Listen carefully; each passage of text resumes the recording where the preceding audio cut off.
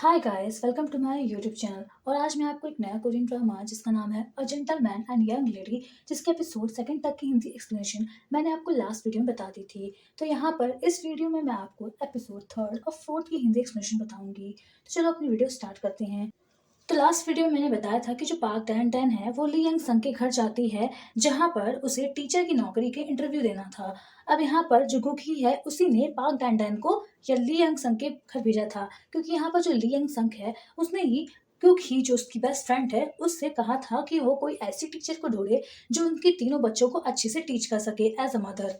तो अब next scene हम देखते हैं, जहाँ पर जो ली यंग संग और जो पार्क डैन डैन है वो दोनों एक दूसरे को देख के चौंक जाते हैं, क्योंकि इससे पहले भी वो दोनों माउंटेन में मिल चुके होते हैं। अब यहाँ पर जो पार्क डैन डैन है वो अपने डॉक्यूमेंट्स ली यंग संग को दिखाती है, बट यहाँ पर जो ली यंग संग है वो उससे गुस्सा होता है और उसे वहां से जाने के लिए कह देता है। अब यहाँ पर जो ली यंग संग है वो थोड़ा पार्क डैन डैन को रोक कर उसके जो पैरों में चोट होती है उसे देखता है, और यहाँ पर वो पार्क डैन डैन को फिर से डांटता है कि अगर उसे ड्रिंक करना है तो वो कहीं सेफ प्लेस में जाकर ड्रिंक करे। मतलब यहाँ पर जो ली यंग संग है उसे मिसअंडरस्टैंडिंग हो जाती है और उसे लगता है कि जो पार्क डैन डैन है उसने फिर से ड्रिंक किया और वो रोड में चलते चलते कहीं गिर गई होगी, जिसकी वजह से उसके पैरों में चोट आ गई है।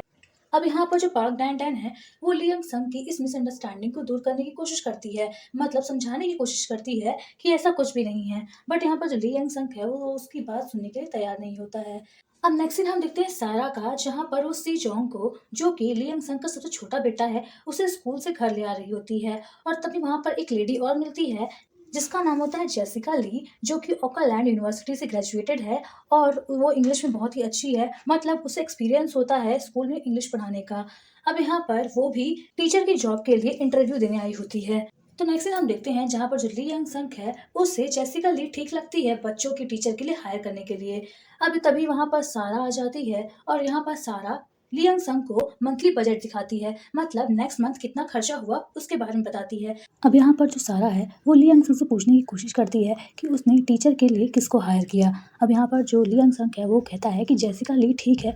क्योंकि वो इंग्लिश में बहुत अच्छी है और उसने ओकालैंड जैसी यूनिवर्सिटी से ग्रेजुएशन किया है। अब यहाँ पर जो सारा है वो ली यंग संग से कहती है कि जो पार्क डैन डैन है वो बहुत ही अच्छी लेडी है और शायद तीनों बच्चों को ऐसी ही कोई लेडी चाहिए। अब यहाँ पर जो सारा है वो ली यंग संग को बताती है कि जब वो सी जोंग को स्कूल से घर ले आ रही थी तो यहाँ पर जो सी जोंग है वो खेलते खेलते रास्ते में आ गया था और तभी वहां से कार आ रही थी। तो यहाँ पर जो पार्क डैन डैन है उसी ने सी जोंग को एक्सीडेंट होने से बचाया और उसी की वजह से उसके घुटनों में चोट भी आ गई। अब नेक्स्ट सीन हम देखते हैं, जहाँ पर जो ली यंग संग होता है वो गुकी को कॉल करता है और यहाँ पर वो पार्क डैन डैन के बारे में सारी बातें पूछता है। तो यहाँ पर जो गुकी है वो पार्क डैन डैन के बारे में बहुत अच्छी अच्छी बातें बताती है कि जो पार्क डैन डैन है वो कॉलेज में बहुत अच्छी स्टूडेंट हुआ करती थी और उसके जो ग्रेड्स थे वो भी बहुत अच्छे हुआ करते थे, इसीलिए वो गारंटी देती है कि जो पार्क डैन डैन है वो उसके बच्चों को अच्छे से लेसन दे सकती है। तो नेक्स्ट हम देखते हैं, जहाँ पर जो पार्क डैन डैन है वो अपने रहने के लिए घर ढूंढ रही होती है, बट यहाँ पर उसे कहीं भी घर नहीं मिल रहा होता है। अब तभी वहाँ पर उसे कॉल आ जाता है सारा का,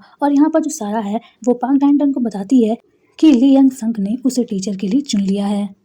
अब इधर हम सीन देखते हैं जी यंग का और यूनसिल का, जहाँ पर जो जी यंग होता है वो यूनसिल को उसके दोस्त के घर छोड़ने जाता है। अब यहाँ पर जो यूनसिल होती है वो जी यंग से नाराज़ होती है, क्योंकि यहाँ पर जो जी यंग है उसे बहुत अच्छा घर मिला होता है, वो ली यंग संग के यहाँ ड्राइवर का काम करता है और इसीलिए उसे एक पर्सनल घर मिला होता है जो कि बहुत ही बड़ा होता है और बहुत ही अच्छा होता है। अब यहाँ पर जो यूनसिल होती है उसे वो घर बहुत ही अच्छा लगने लगता है, और यहाँ पर जो यूनसिल है वो बहुत तरह तरह के बहाने बनाती है जिससे वो जी यंग के साथ उसी घर में रुक जाए, बट यहाँ पर जो जी यंग है वो मानने को तैयार नहीं होता है और वो यूनसिल को उसके दोस्त के घर छोड़ने जाता है। अब नेक्स्ट हम देखते हैं, जहाँ पर जो पार्क डैन डैन है वो बहुत ही खुश हो जाती है जब उसे पता चलता है कि उसे ली यंग संग के यहाँ टीचर की नौकरी मिल गई है। तो नेक्स्ट हम देखते हैं, जहाँ पर जो सारा होती है वो पार्क डैन डैन को उसका रूम दिखाती है जो कि बहुत बड़ा होता है और बहुत ही अच्छा होता है। अब यहाँ पर जो सारा है वो पार्क डैन डैन को घर का शेड्यूल और बच्चों का शेड्यूल बताती है। अब नेक्स्ट हम देखते हैं, जहाँ पर जो सारा है वो सी जोंग को पढ़ा रही होती है, और यहाँ पर जो सी जोंग है उसे चाइनीज़ कैरेक्टर्स याद नहीं हो रहे होते हैं। तो यहाँ पर जो सारा है वो उसे समझाने की कोशिश करती है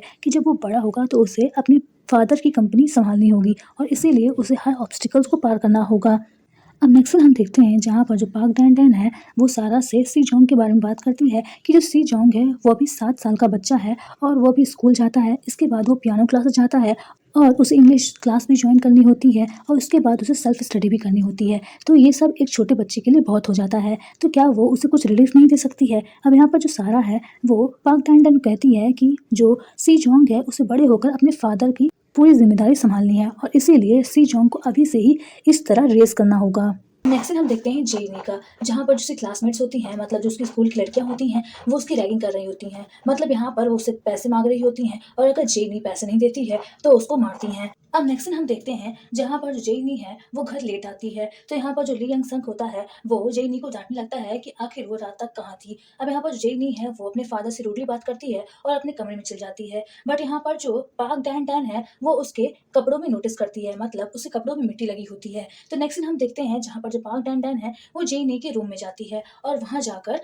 जेनी से पूछने की कोशिश करती है कि आखिर उसे कपड़ों में धूल कैसे लगी। अब यहाँ पर जो जेनी है वो उसे कुछ भी नहीं बताती है और उसे अपने कमरे से बाहर जाने के लिए कहती है। अब नेक्स्ट हम देखते हैं रात का, जहाँ पर रात में बहुत ही बिजली कड़क रही होती है और बहुत सी बारिश हो रही होती है। तो यहाँ पर जो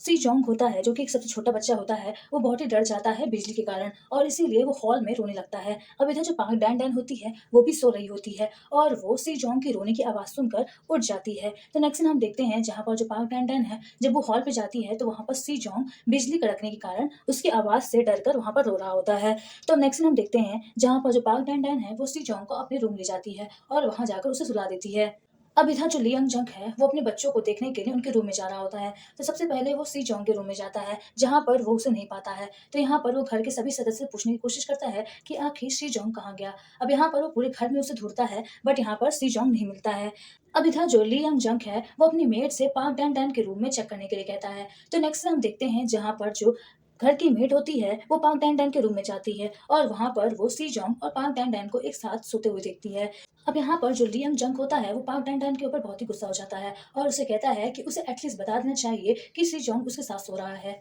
और इसके बाद लियांग जंग अपने बेटे सी जोंग को वहां से ले जाता है। अब इधर जो घर के सभी सदस्य होते हैं वो पाक डैन डैन के ऊपर चिल्लाने लगते हैं कि उसे एटलीस्ट बता देना चाहिए कि सी जोंग उसके साथ सो रहा है।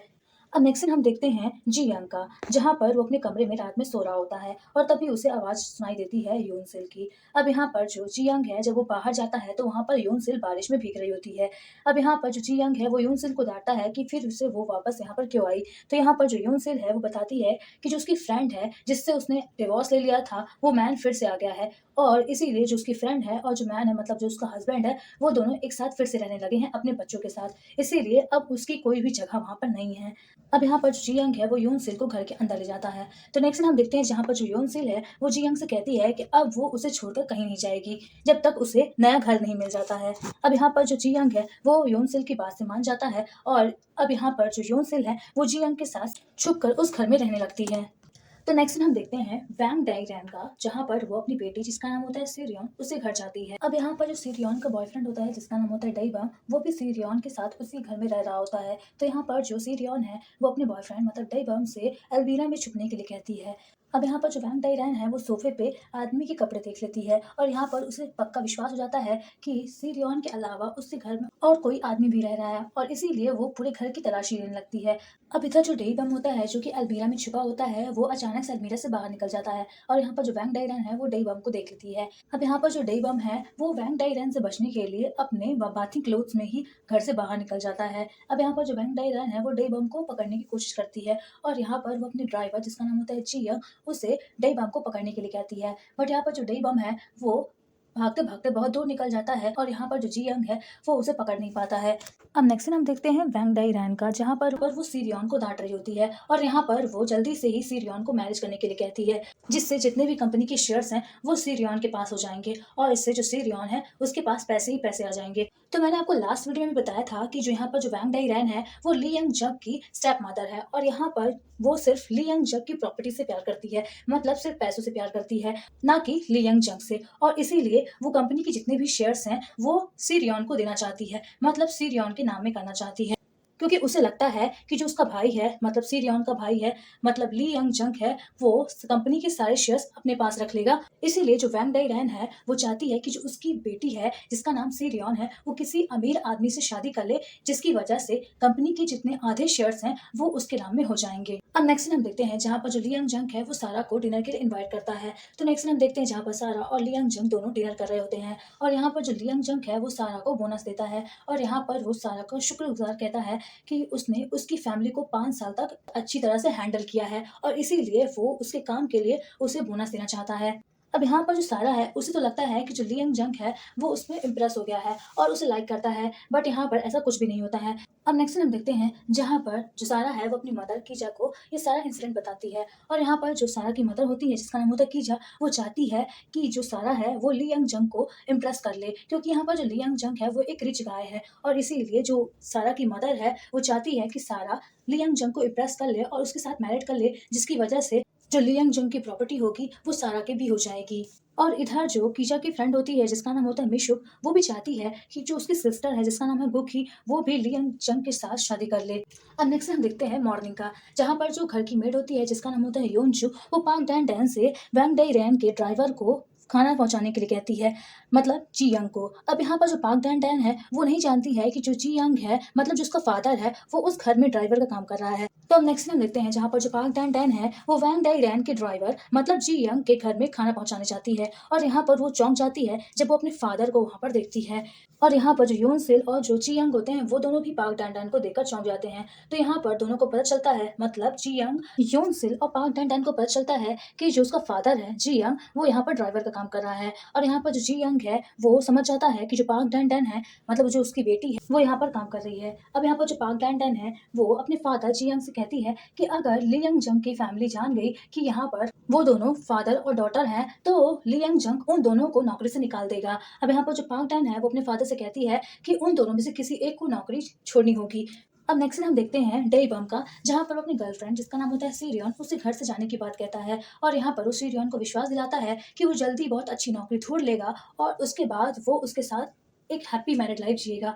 अब यहाँ पर जो सीरियन है वो उसे रोकने की कोशिश करती है और कहती है कि वो अपनी मदर को उसके लिए मना लेगी। अब नेक्स्ट हम देखते हैं सीरियन का, जहाँ पर वो अपनी मदर से मतलब वैंग डाइरैन से झूठ कहती है कि जिस बंदे को वो डेट कर रही है वो मिसो स्टील, जो कि बहुत बड़ी कंपनी है, उसके ओनर का बेटा है। और यहाँ पर जो सीरियन है वो अपनी मदर वैंग डाइरैन से ये सारी बात छुपाने के लिए कहती है ली यंग जंग से, और यहाँ पर सीरियन कहती है कि जब समय आएगा तो वो ली यंग जंग को ये सारी बातें बता देगी। अब नेक्स्ट हम देखते हैं जहाँ पर वैंग डाइरैन, ली यंग जंग और सीरियन सभी लोग खाना खा रहे होते हैं। तो यहाँ पर जो सीरियन है वो ली यंग जंग से कहती है कि उसकी वाइफ को मरे हुए 2 साल हो गया है, और इसीलिए अब उसे कोई और लड़की ढूंढ लेनी चाहिए और उसके साथ शादी करके अपनी हैप्पी मैरिड लाइफ जीनी चाहिए। अब यहाँ पर जो ली यंग जंग है वो सीरियन से पूछता है कि आखिर वो कंपनी में कब वापस काम करने आ रही है, क्योंकि यहाँ पर जो सीरियन है उसने 2 महीने से कंपनी से छुट्टी ली होती है। अब यहाँ पर जो सीरियन है वो ली यंग जंग को कहती है कि वो किसी बंदे के साथ डेट कर रही है, इसीलिए वो 2 महीने तक कंपनी में वापस नहीं आ सकती है।